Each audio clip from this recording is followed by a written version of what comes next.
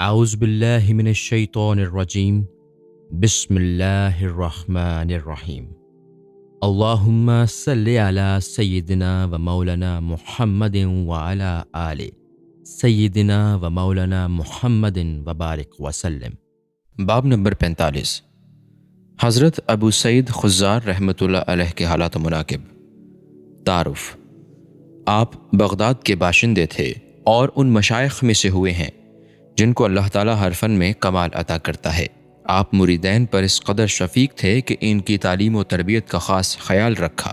اس کے علاوہ تصوف کے موضوع پر آپ کی 400 تصانیف بھی ہیں، جس کی وجہ سے آپ کو لسان التصوف کا خطاب ملا، اور آپ کا وقت اکثر و بیشتر حضرت ذوالنون اور حضرت بشر حافی کی خدمت میں گزرا، اور سب سے پہلے فنا و بقا کے موضوع پر آپ ہی نے لب کشائی فرمائی، حتیٰ کہ آپ کی کتاب السیر کے بعد بعض عبارتوں پر علماء نے اپنی کم فہمی کی بنا پر کفر کے فتوے عائد کیے۔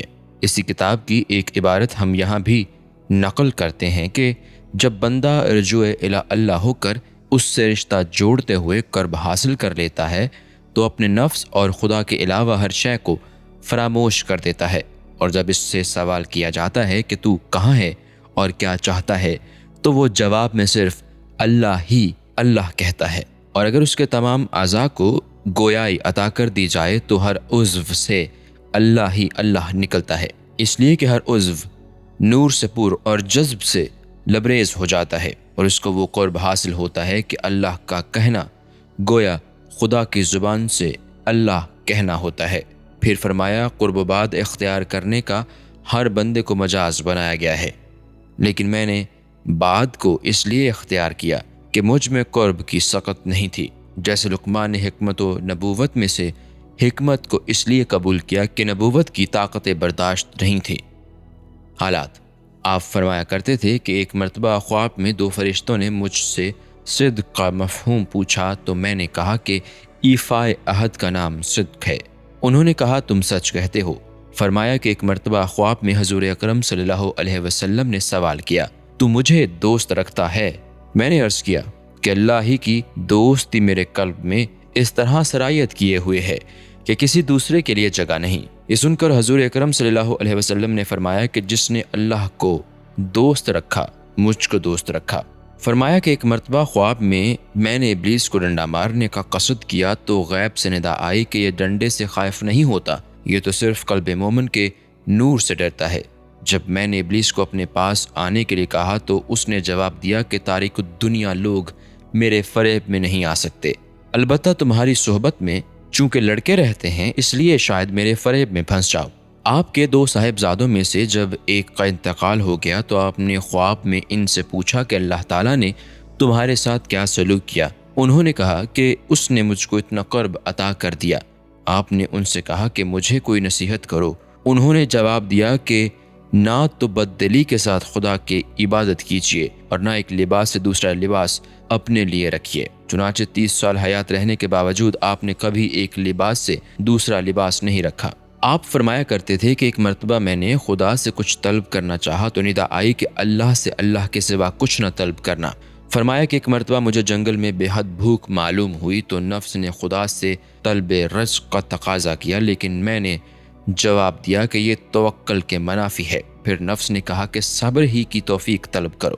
اس وقت اللہ تعالیٰ نے مجھے آگاہ فرمایا کہ اللہ اپنے دوست کے نزدیک ہوتا ہے، اس لیے اس سے کچھ طلب کرنے کی ضرورت نہیں۔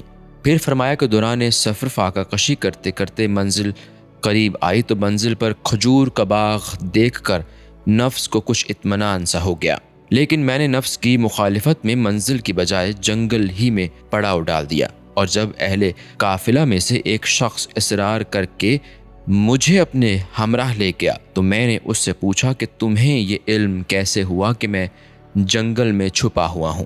اس نے کہا کہ میں نے غیب سے ندا سنی کہ خدا کا ایک دوست ریت میں چھپا ہوا ہے، اس کو اپنے ہمراہ لے آؤ۔ فرمایا کہ شب روز صرف ایک مرتبہ کھانا کھایا ہے، لیکن ایک صحرا میں جب 3 شب روز کھانے کو کچھ نہیں ملا تو میں نقاہت سے ایک جگہ بیٹھ گیا۔ اس وقت غیب سے ندا آئی کہ کھانے کی طلب ہے یا قوت کی؟ میں نے کہا قوت کی۔ یہ کہتے ہی میرے اندر ایسی قوت پیدا ہوگی کہ بلا کھائے پیے 12 منزلیں طے کر ڈالیں۔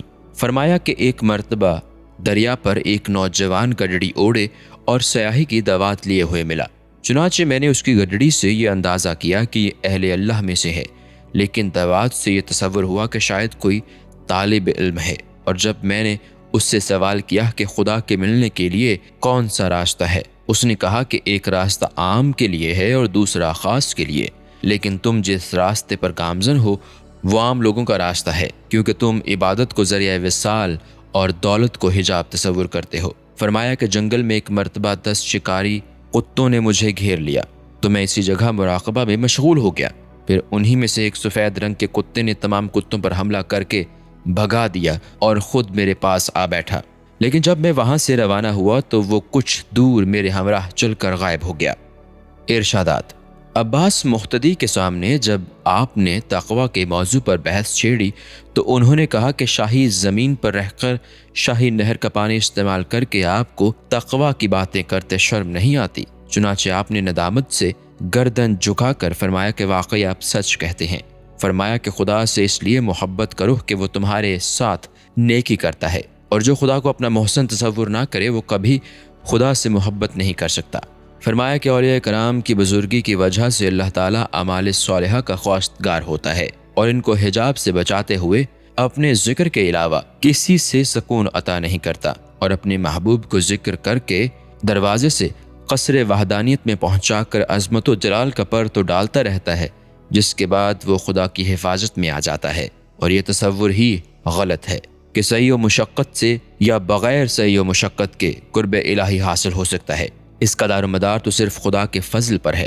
فرمایا کہ خدا کے مشاہدے کے بعد کوئی حجاب درمیان میں باقی نہیں رہتا۔ فرمایا کہ نور فراست سے مشاہدہ کرنے والا گویا نور خداوندی سے مشاہدہ کرنے والا ہوتا ہے، اور اسی کے علم کا منبع صرف ذات الہی ہوتی ہے، جس کی وجہ سے سہو و غفلت کا مرتکب نہیں ہو سکتا۔ اس کے منہ سے نکلنے والا کلام در حقیقت خدا ہی کا کلام ہوتا ہے، اور خدا کے بعض ایسے بندے بھی ہیں جو اس کے خوف سے خاموشی کے ساتھ مشغول عبادت رہتے ہیں۔ فرمایا کہ اہل معرفت کے لیے ضروری ہے کہ وہ نہ تو خدا کے سوا کسی کو دیکھیں، نہ کسی سے محو گفتگو ہوں، اور نہ خدا کے سوا کسی کے ساتھ مشغولیت اختیار کریں۔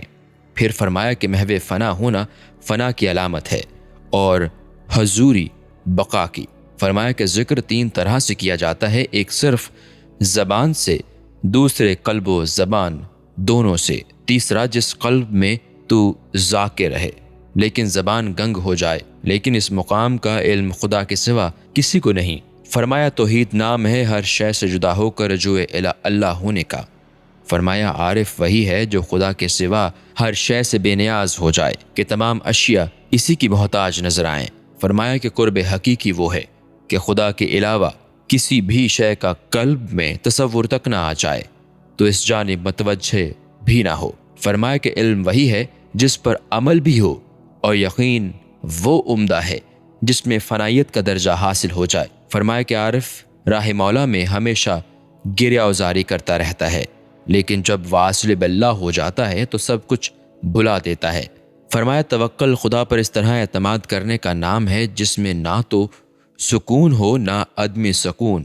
فرمایا کہ جس کو اپنے اور خدا کے مابین حائل ہونے والی شے پر غلبہ حاصل نہ ہو، اس کو تقوی و مراقبہ اور کشف و مشاہدہ حاصل نہیں ہو سکتے۔ فرمایا کہ مالداروں کا حق فقراء کو اس لیے نہیں پہنچتا، اول تو ان کی دوستی ہی ناجائز ہوتی ہے، دوسرے ان کے عمل مطابق دولت نہیں ہوتا، تیسرے فقراء خود صاحب قناعت ہوتے ہیں۔ السلام علیکم۔ پوری کتاب دیکھنے کے لیے ہمارے یوٹیوب چینل صوفی سما کی پلے لسٹ میں جائیں۔ یہاں آپ کو مختلف بزرگوں کی کتابیں ملیں گی، اور جو کتاب پوری نہ ہوئی اس پر کام تیزی سے ہو رہا ہے اور ریگولر بیسس پر اپلوڈ ہوتی رہتی ہیں۔ آپ سے گزارش ہے کہ آپ ہمارے یوٹیوب چینل کو سبسکرائب کر لیں اور بیل نوٹیفیکیشن پر کلک کر لیں تاکہ ہماری آنے والی کتابیں آپ کو ملتی رہیں۔ جزاک اللہ خیر۔